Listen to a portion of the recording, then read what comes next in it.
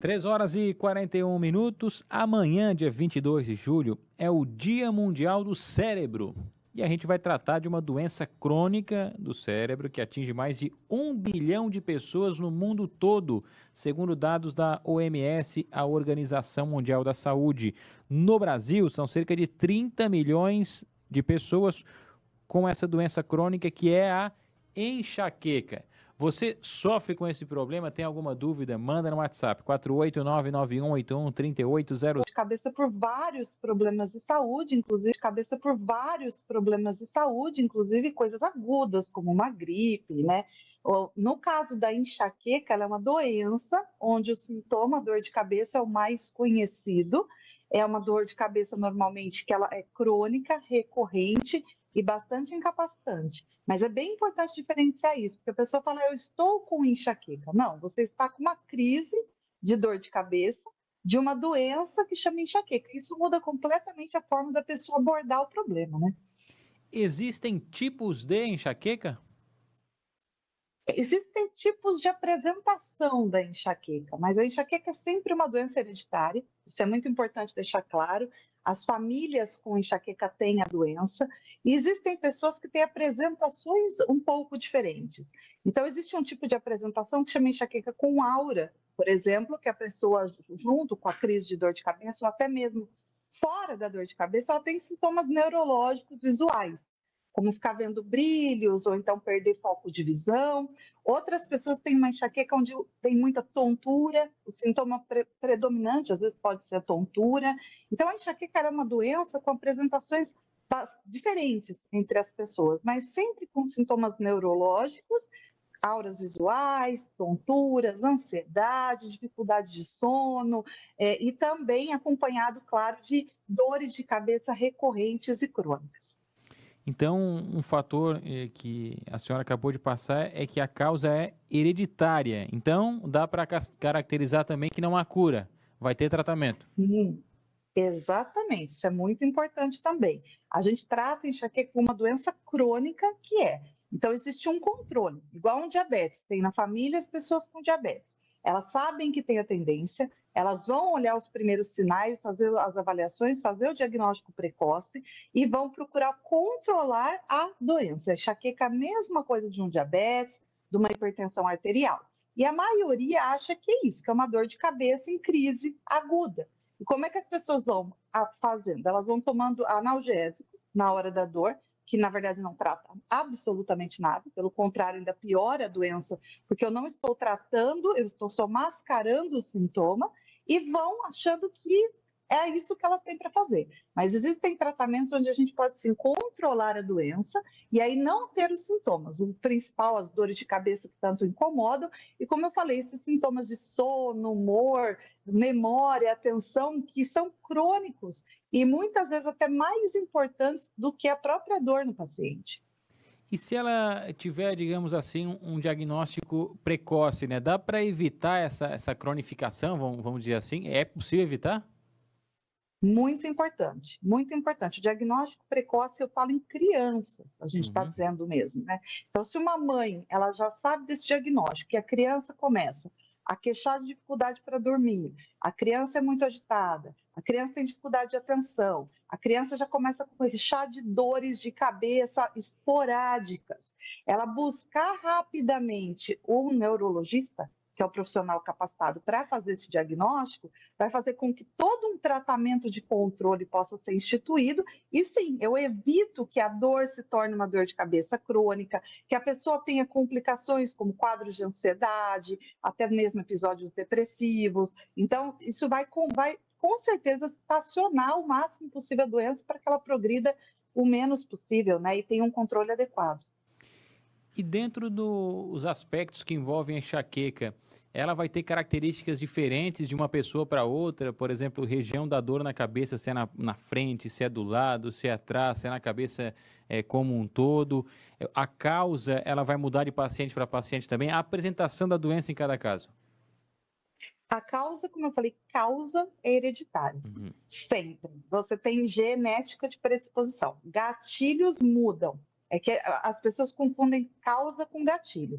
Se a pessoa tem tendência a ter enxaqueca, por exemplo, ela é uma mulher, o gatilho do ciclo menstrual dela é muito importante, tá? Então, o que muda é o gatilho. Em relação ao lugar onde dói a cabeça, depende da frequência de dor de cabeça que a pessoa tem.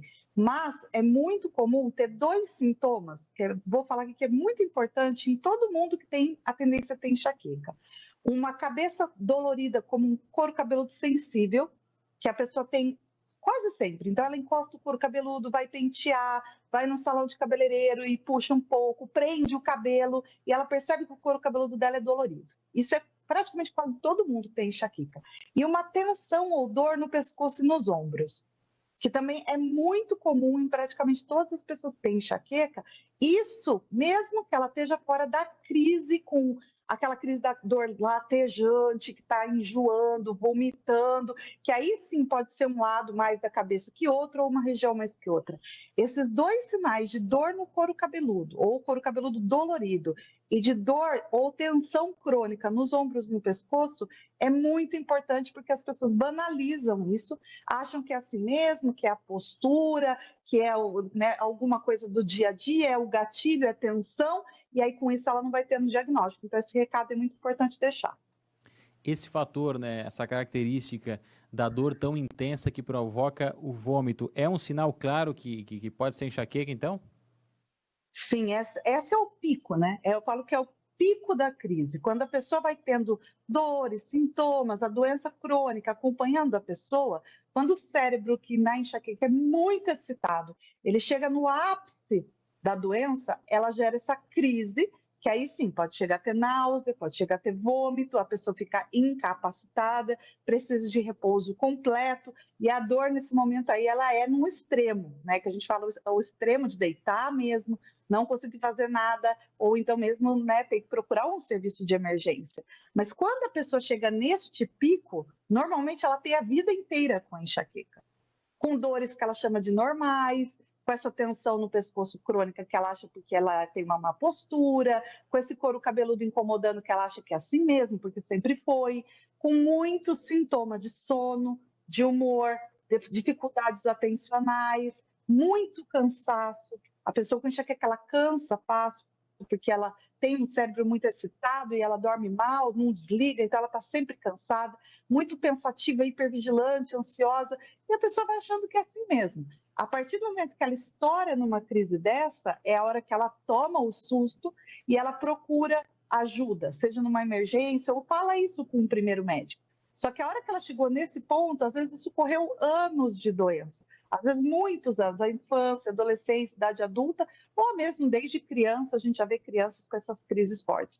Então é importante reconhecer que é uma doença, saber que os sinais são crônicos e são recorrentes, como a gente explicou, e no ponto de uma crise é o alerta máximo para procurar ajuda para tratar a doença. Não ir lá só no PS, receber um remédio na vez e esperar a próxima crise, né? Ou então aprender a tomar um remédio analgésico em casa na hora da crise e esperar a próxima, porque a sua doença vai cronificar cada vez mais e o seu cérebro vai ficar cada vez mais doente.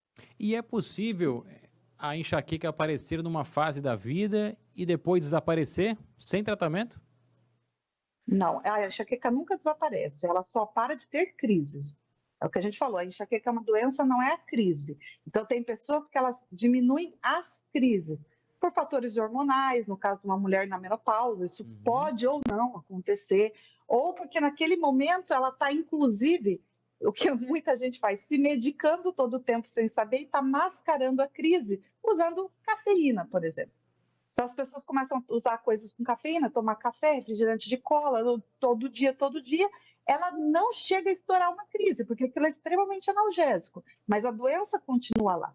Então, a pessoa nasce com a doença e morre com a tendência da doença. A gente só tem que diferenciar o que é a doença e o que é a crise. Tem muito jeito de eu mascarar a crise. Eu posso tomar analgésico todo dia, eu posso usar cafeína todo dia. Realmente, modificações hormonais podem diminuir a frequência dessas crises. Mas para essa pessoa que está sem a crise de vômito e tudo, se você perguntar para ela, você dorme bem? Você tem algum nível de ansiedade? Como é que você está tendo esquecimento? Você se sente estressada? Essa pessoa vai falar sim, sim, sim, sim. Tá? Então, a doença continua lá do mesmo jeito. O que pode mudar é a frequência ou não de crises severas. Doutora Thaís, para encerrar, sobre aquele paciente agora que acha que está com enxaqueca, que tem esse problema, vai iniciar o tratamento. Que profissional buscar e, a partir desse profissional, quais são os exames ou quais são os primeiros passos para o diagnóstico?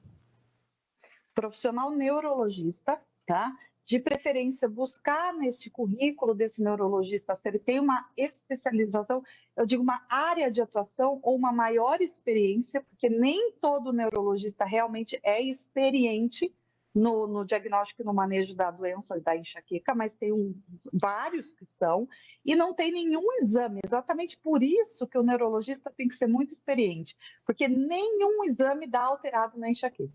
Você pode fazer tomografia, ressonância da cabeça, eletroencefalo da cabeça, exame de sangue, vai vir tudo normal. E aí o médico, se ele não é experiente, ele vira para o paciente e fala, você não tem nada, vai embora. E o paciente está muito doente da enxaqueca. Então é importante o médico neurologista que tenha, assim, experiência e estude a área, porque o diagnóstico é clínico e a gente possa instituir o tratamento adequado. Às 3h53, conversamos com a doutora Thaís Villa, que é neurologista. Muito obrigado pela atenção conosco, pelos esclarecimentos. Até uma próxima oportunidade. Obrigada a vocês, foi um prazer. Um grande abraço, bom trabalho.